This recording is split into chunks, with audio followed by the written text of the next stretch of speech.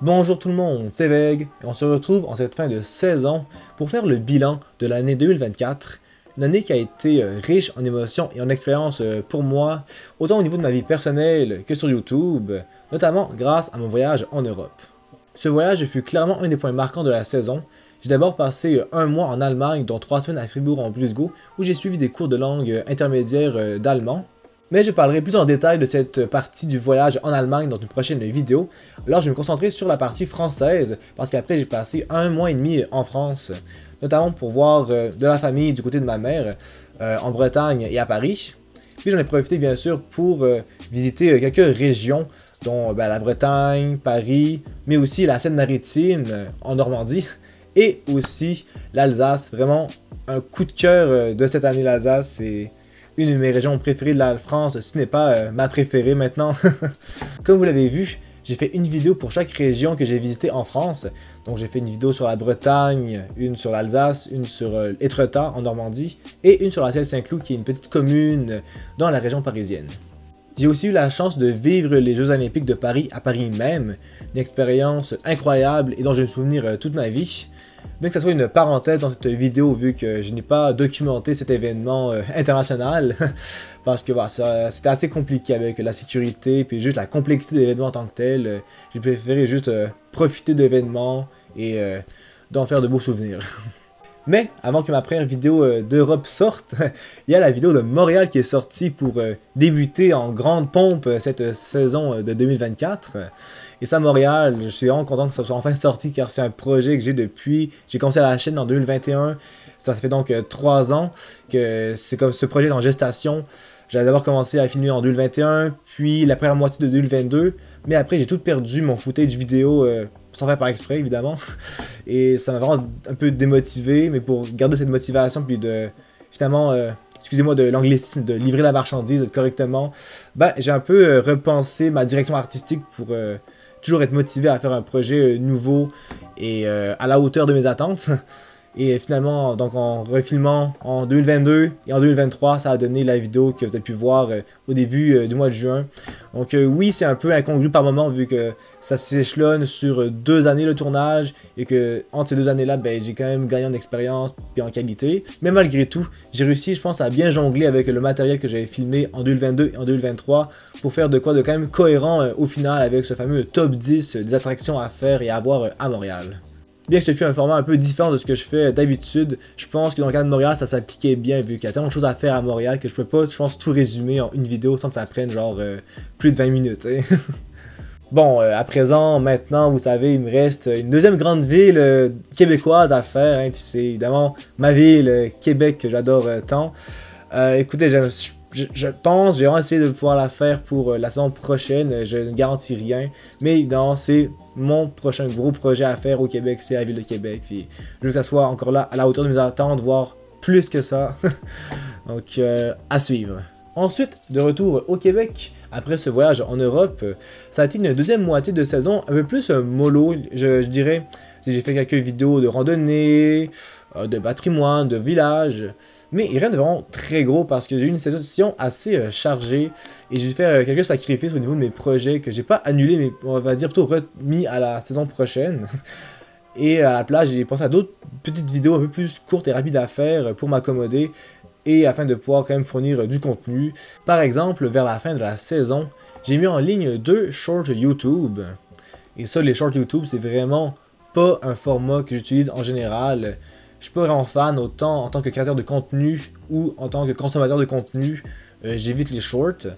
Là, j'en ai mis 2 en ligne vraiment en dernier recours afin de donner un peu de contenu pour une semaine. Je trouve pas qu'en 1 minute, j'ai assez de temps pour vraiment décortiquer un sujet adéquatement ou même le résumer d'une bonne façon. Mais surprenamment, j'ai réussi à trouver la créativité pour créer 2 contenus adaptés aux shorts YouTube. Et l'un d'eux, celui sur Place Laurier, a eu un petit succès. Donc comme quoi c'est peut-être un format que je pourrais plus développer à l'avenir comme façon alternative de faire des vidéos. Mais inquiétez-vous pas, ça reste vraiment mon format de prédilection, les vidéos classiques, voilà, de 5 minutes et plus. D'un autre côté, grâce à cette flexibilité créative, on pourrait dire, j'ai réussi à ne pas sauter de semaine comme je le fais souvent en début décembre, parce que souvent en début décembre, avec les travaux de fin de session puis les examens qui arrivent, j'ai comme pas le temps de faire une vidéo, fait que je préfère la sauter puis la remettre pour plus tard, genre à la fin de l'année. Mais là, cette année, j'ai réussi à vraiment me garder avec mon horaire de une vidéo par semaine sans en sauter une. Donc ça, c'est déjà une petite victoire en soi, je pense. Bien que j'ai modifié mon contenu et mes projets prévus pour cette fin de saison, ça reste qu'il y a des vidéos qui ont vraiment fait beaucoup de vues, qui m'ont un peu pris par surprise, comme les escaliers du Faubourg, qui est, je pense, ma 3e vidéo la plus vue de la saison. Alors que ça fait, genre quoi, même pas un mois que c'est sorti. Puis je m'attendais vraiment pas à un tel engouement, voilà. Donc, je vois que ce genre de vidéo sur des faits historiques de la ville de Québec et de ses quartiers vous plaît, et que ça pourrait être une perspective que je pourrais plus exploiter pour de prochaines vidéos, notamment dans le Vieux-Québec et en général l'arrondissement Cité-des-Moilous, qui est un peu la ville de Québec historique avant les fusions. Pour finir ce bilan en 2024, je vais vous parler un peu de mes grandes fiertés et de mes grandes déceptions de cette année. Ma plus grande fierté cette année, ça a été de enfin mettre à l'avant tout l'aspect plus culturel du Québec, donc la culture québécoise, mais aussi le patrimoine culturel et vivant, avec notamment mes vidéos sur les veillées traditionnelles québécoises et la vidéo sur le théâtre du Petit Champlain. Dans cette dernière vidéo, où je parle du théâtre Petit Champlain en tant que lieu culturel et de spectacle, je présente sous forme de medley 3 artistes québécois, incluant Nicolas Pellerin et les Grands Hurleurs, l'humoriste Guillaume Pinault et l'artiste Ken Press, que j'ai pu entre autres interviewer. C'était vraiment chouette comme moment parce que c'est vraiment la première fois que j'ai pu interviewer un artiste dans le cadre de ma chaîne YouTube. Ça a vraiment été très enrichissant et intéressant comme moment. Mais ce n'est pas la seule collaboration de l'année, puisque j'ai aussi pu collaborer avec l'organisme Estrade, un organisme sur le patrimoine vivant du Québec, lors de ma vidéo sur les veillées traditionnelles québécoises. Ça, les veillées traditionnelles québécoises, au moment où j'ai filmé en fait cette vidéo-là, ça faisait pile 1 an que j'étais allé à ma première veillée de danse québécoise. Et dès en fait j'ai fait cette danse-là, puis j'ai vraiment aimé ça. Je me suis dit, ok, faut que je fasse une vidéo là-dessus, sur ce sujet-là. C'est vraiment été une grosse vidéo de 16 minutes. Un des projets auxquels je suis plus fier de ce que j'ai fait à date sur ma chaîne. De présenter cette culture-là québécoise, ce patrimoine vivant, tout décortiquer, c'est quoi les veillées, comment on danse, puis avec dans l'autorisation de Estrade, d'avoir pu genre filmer puis interviewer notamment des acteurs dans ce domaine-là. C'était vraiment une expérience encore là incroyable que j'espère pouvoir reproduire sur d'autres sujets, notamment le patrimoine vivant. Je pense notamment un peu comme une suite un peu à cette vidéo-là, j'aurais ça, plus parler des jams de musique trad. Ça aussi, je suis très actif depuis 2024 dans ce domaine-là, si on veut, dans ces activités-là, ces événements-là, les jams. Puis je pense que je serais capable de faire une belle vidéo là-dessus, donc ça reste à voir. Peut-être l'année prochaine, peut-être pour leur saison, on va voir. Mais vraiment, je mets le cap là-dessus, puis essayer de trouver les acteurs et l'aide nécessaire pour pouvoir livrer ce projet à terme et qu'il soit de qualité. Au niveau de mes déceptions, bien je n'ai pas vraiment de vraies déceptions. Bon, j'en ai parlé un peu plus tôt dans la vidéo, mais dans la deuxième moitié de la saison, j'ai pas pu vraiment faire tous les projets que je voulais faire. Mais bon, c'est pas tant une surprise, c'est assez récurrent année après année. Mais sinon, au niveau des vues de mes vidéos que j'ai fait en Europe, surprenamment ou peut-être pas, c'est vraiment dans la moyenne de ce que je fais au Québec. Mais tu sais, quand j'y pense, là, c'est en fait plutôt logique, vu que moi, c'est vers le québécois. Puis si vous me suivez, c'est sûrement pour voir mes vidéos que je fais au Québec.